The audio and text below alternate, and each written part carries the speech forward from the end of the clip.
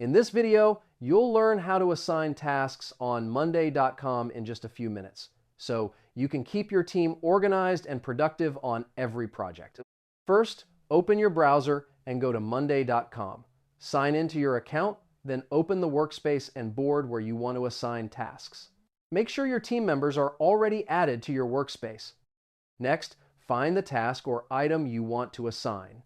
Click on the row to open its details, or directly click on the person column inside the task. This is where you can assign one or multiple team members.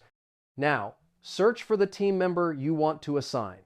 Type their name or select them from the drop-down list, and Monday.com will instantly assign the task to them, sending an automatic notification to keep them informed. After that, you can add a due date and priority. Use the date column and priority column to set clear deadlines and importance levels, helping your team stay focused on what matters most for the project. Once your task is assigned, set up automations to keep things running smoothly. Use Monday.com's automation recipes to send reminders, update statuses, or notify managers when tasks are completed or overdue automatically. And that's it. Your tasks are now assigned on Monday.com, and your team is ready to deliver results efficiently.